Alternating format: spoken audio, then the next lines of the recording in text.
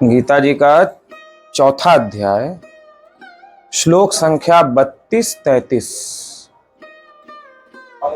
32-33। सबसे पहले उच्चारण। एवं बहुविधा यज्ञा वितता ब्रह्मणो मुखे कर्मजान् विद्धितान् सर्वा नैवं ज्ञात्वा विमोक्ष्यसे श्रेयान् द्रव्यमयाद्यज्ञाज् ज्ञानयज्ञः परन्तप सर्वं कर्माखिलं पार्थ ज्ञाने परिसमाप्यते।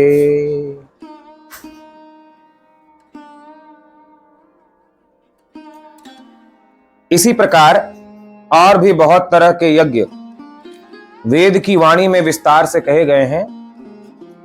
उन सबको तुम मन, इंद्रिय और शरीर की क्रिया द्वारा संपन्न होने वाले जान। इस प्रकार तत्व से जानकर उनके अनुष्ठान द्वारा तू कर्म बंधन से सर्वथा मुक्त हो जाएगा। हे परंतप अर्जुन, द्रव्यमय यज्ञ की अपेक्षा ज्ञान यज्ञ अत्यंत श्रेष्ठ है तथा यावन मात्र संपूर्ण कर्म ज्ञान में समाप्त हो जाते हैं।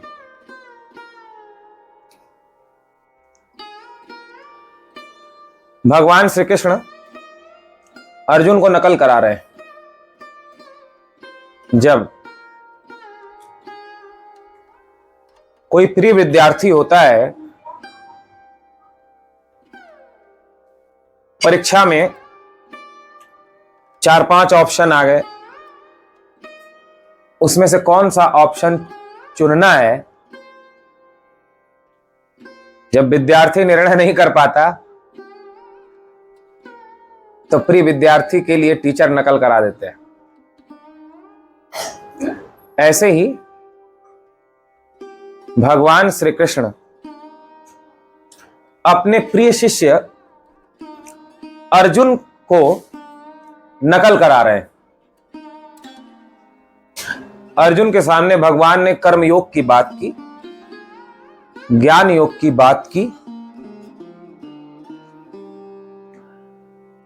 अर्जुन जब निर्णय नहीं कर पा रहे हैं कि मैं ज्ञान योग के मार्ग पर चलूं या कर्म योग का आचरण करूं, सन्यासियों की तरह घर परिवार सब त्याग कर एकांत वन प्रदेश में ज्ञान योग का आश्रय ले आत्मचिंतन करूं या युद्ध रूपी अपना कर्तव्य कर्म करूं, कर्म का त्याग करूं या कर्म करूं।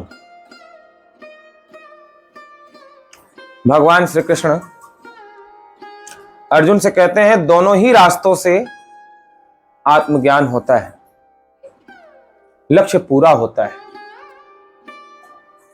दोनों ही रास्ते मुझ तक पहुंचते हैं। उन दोनों रास्तों में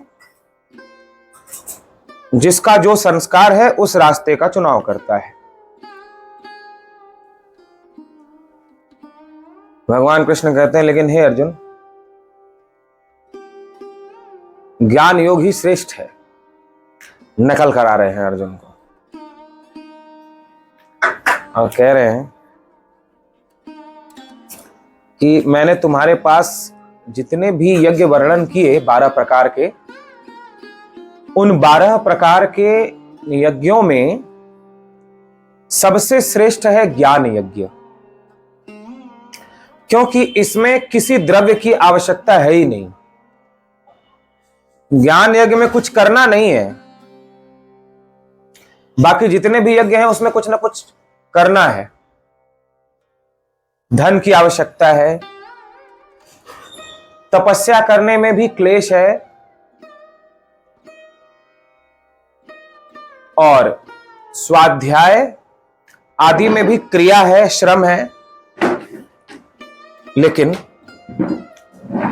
ज्ञान यज्ञ सभी से श्रेष्ठ है, क्योंकि जितने भी कर्म हैं वो ज्ञान में ही परिसमाप्ति को प्राप्त होते हैं। जैसे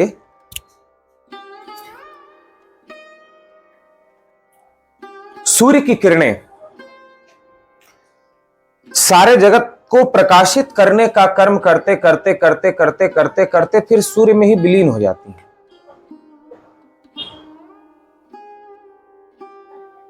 शीतलता जल से निकलकर जल में ही विलीन हो जाती है। जैसे तरंग जब जल में उठती है तो हिलोरे लेते लेते लेते लेते लेते लेते लेते लेते फिर एक दूरी तक चलकर फिर वो लहर नदी या समुद्र में ही मिल जाती है, परिसमाप्ति को प्राप्त होती है। उसी प्रकार शुभ अशुभ जितने भी कर्म हैं, पाप कर्म हो, पुण्य कर्म हो, धर्म कर्म हो, अधर्म कर्म हो, ये सारे के सारे कर्म ज्ञान में विलीन हो जाते हैं। ज्ञान में किसी कर्म की आवश्यकता नहीं होती, उसमें सिर्फ ठीक ठीक समझ की और सजगता की आवश्यकता होती है, ध्यान की आवश्यकता होती है। जैसे जब बुद्धि के द्वारा यह जान लिया गया सत्संग के माध्यम से, प्रश्नोत्तर से, कि मैं शरीर नहीं हूं, न यह शरीर मेरा है। आंखें देखती हैं, कान सुनते हैं, वाणी बोलती है। आंखों के देखने से मैं नहीं देखता, कानों के सुनने से मैं नहीं सुनता, वाणी के बोलने से मैं नहीं बोलता। भूख प्यास शरीर में प्रकट होती है, मुझे भूख नहीं लगती, मुझे प्यास नहीं लगती। शरीर और शरीर की समस्त क्रियाओं से मैं भिन्न हूं। यह जब बुद्धि के द्वारा अच्छी प्रकार से समझ में आ जाता है तो समझकर सजग रहना, मन को देखना। यह जान लिया कि मैं मन नहीं हूं, अभी मन में प्रसन्नता है और अगले ही क्षण मन खिन्न हो जाता है। अभी खिन्नता है तो अगले ही क्षण बहुत आनंदित हो जाता है। अभी मन में कोई विचार चल रहा है जिससे मन दुखी रहता है, और दूसरे ही क्षण कोई अच्छी घटना घटती है तो वो विचार चला जाता है, फिर उस घटना का विचार मन पर हावी हो जाता है। आपके ना चाहते हुए भी जैसे टीवी के चलचित्र बदलते रहते हैं, टीवी जैसे आप देख रहे हो तो उसमें बदलता रहता है। अभी रोने का प्रसंग चल रहा है टीवी में, अभी हंसने का प्रसंग चलने लगता है, ये बदलता रहता है, बदलता रहता है, बदलता रहता है। ऐसे ही यह मन भी सदा 24 घंटे बदलता रहता है, बदलता रहता है, बदलता रहता है, एक जैसा नहीं रहता। ऐसा जब देखते हैं हम तो ये पता चलता है कि मैं मन नहीं हूं। दुख मन को हो रहा है, मुझे नहीं, क्योंकि ये दुख अभी बदल जाएगा, लेकिन मैं तो वही रहूंगा। सुख है तो सुख भी बदल जाएगा मन का, लेकिन मैं तो वही रहूंगा। ये बदल रहा है, बदल रहा है, बदल रहा है, बदल रहा है, बदल रहा है, बदल रहा है। जो बदल रहा है वो मैं नहीं, और जो भीतर में कभी नहीं बदलता वो मैं हूं। जो नहीं बदलता भीतर में, आप सजगता पूर्वक विचार करो तो पाओगे एक भीतर में कोई है जो कभी नहीं बदलता। न सुख सुख में बदलता है, न दुख में बदलता है, न मान में बदलता है, न अपमान में बदलता है, न हर्ष में बदलता है, न विषाद। वो एक रहता है भीतर में, हमेशा एक जैसा, वही रहता है, एक जैसा। मन बदलता रहता है, जो बदल रहा है वो मैं कैसे हो सकता हूं? तो मैं मन नहीं हूं। ऐसे ही आंखों से स्वाभाविक दिखाई पड़ रहा है, आंखें बंद कर लो, फिर भी तुम उतने के उतने ही हो। आप में कोई कमी नहीं आ रही है। ये हाथ काट दिया जाए तो भी तुम उतने के उतने ही रहोगे। हाथ कम हो जाएगा, आप वही रहोगे। पांव काट दिया जाए तो भी भीतर में एक है जो उतने का उतना ही है, उसमें कोई कमी नहीं आई। उसे यदि जान लिया जाए, यद्यपि ये बहुत सूक्ष्म बात है, बहुत सूक्ष्म बात है, कई जन्मों की साधना हो तो ही इस विषय को कोई पकड़ पाता है। ऐसा ठीक ठीक समझ में आने के बाद जब वह सजग होकर के देखने लग जाता है, अपने मन के बदलते भावों को, विचारों को, शरीर की सारी क्रियाओं को होते हुए देखता है, उसे अपना नहीं मानता, उसके साथ एक नहीं होता, तो धीरे धीरे धीरे धीरे धीरे धीरे धीरे सजग रहते रहते रहते जिसने भी उसके सर्वम कर्माखिलम पार्थ ज्ञानी परिसमाप्ति, भगवान कहते हैं कि जितने भी कर्म उसके द्वारा हुए हैं, शुभ या अशुभ, पाप या पुण्य, वो सब उसके इस ज्ञान में नष्ट हो जाते हैं, समा जाते हैं, उसमें विलीन हो जाते हैं। वो अपना फल प्रकट नहीं करते। फिर न पुण्य का फल स्वर्ग भोगना पड़ता है, न पाप का फल नरक भोगना पड़ता है। फिर वह पाप और पुण्य दोनों से रहित हो जाता है। फिर वह न अच्छा रह जाता है, न बुरा रह जाता है। अच्छे बुरे दोनों से वह रहित हो जाता है, क्योंकि अच्छाई भी चिंता का कारण बन जाती है और बुराई तो चिंता का कारण है ही। एक पत्नी ने अपने पति से कहा, मैं आपकी अच्छाइयों से डरती हूं, आप इतने अच्छे हैं, उससे मुझे डर लगता है। तो अच्छाइयों से भी डर होता है। अच्छाइयां भी बंधन का कारण हो जाती हैं और बुराई तो बंधन का कारण है ही। स्वर्ग भी एक बंधन है और नरक भी एक बंधन है, क्योंकि स्वर्ग क्या है, जैसे किसी ने पुण्य कर्म किया, सत्कर्म किया, तो स्वर्ग में उसको सुख मिलता है। आपके पास बहुत पैसा है, 5 स्टार होटल में जाते हो, पैसा खत्म तो होटल से निकलना पड़ता है।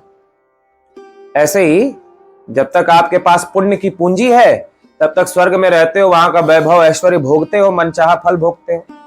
लेकिन जैसे ही पुण्य समाप्त होता है, फिर धरती पे आना पड़ता है, 84 लाख योनियों में भटकना पड़ता है।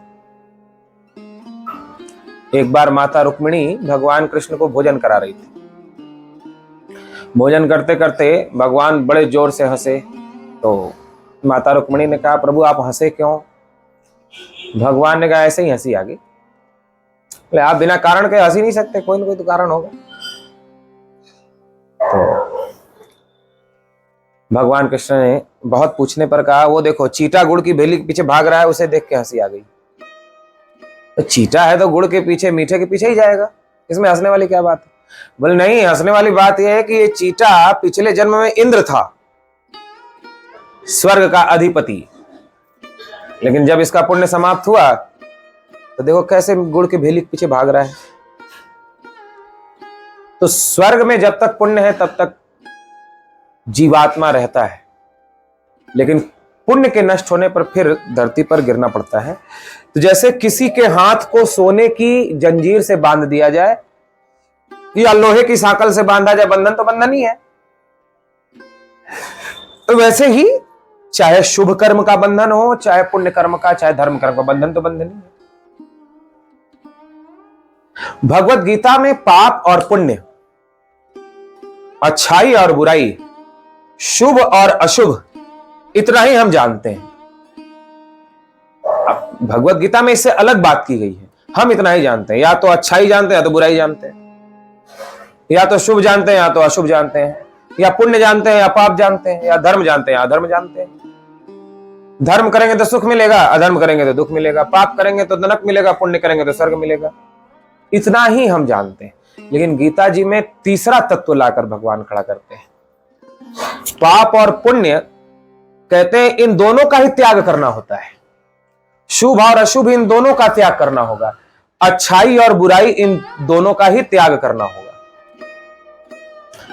धर्म अधर्म इन दोनों का ही त्याग करना पड़ेगा। परम धर्म अपनाना पड़ेगा,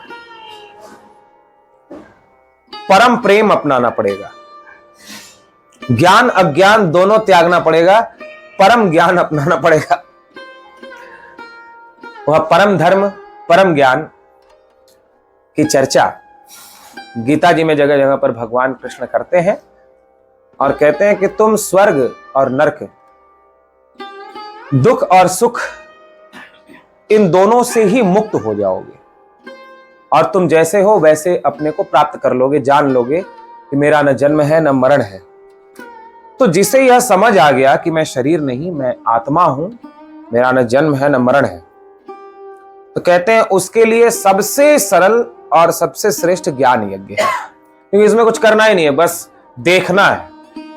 जैसे अलग खड़े होकर के आप सड़क पे आने जाने वाली गाड़ियों को देख रहे हो, कौन सी गाड़ी आ रही है जा रही है, अभी ये आई फिर ये आई फिर ये आई। जैसे आप टीवी में चलते हुए सीरियल को देख रहे हो, चलचित्र को देख रहे हो, वैसे ही अपने मन को और शरीर को, इनकी होने वाली क्रियाओं को देखना है, सिर्फ सजग होकर कि हो रहा है, मैं देखना अति सहज है, इसमें कोई क्रिया नहीं है।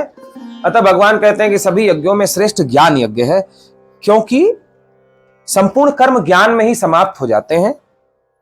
उस ज्ञान को, हे परंतप, द्रव्य की अपेक्षा ज्ञान यज्ञ श्रेष्ठ है तथा संपूर्ण कर्म ज्ञान में ही समाप्त हो जाते हैं, क्योंकि कर्म में मन, शरीर और इंद्रियों की क्रियाओं की आवश्यकता होती है, लेकिन ज्ञान यज्ञ में किसी क्रिया को नहीं करना है, सिर्फ सजग होकर देखना है।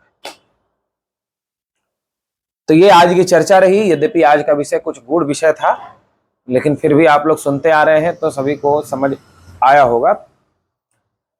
तो इसी के साथ वाणी को विराम देते हैं। बोलिए गीता माता की जय।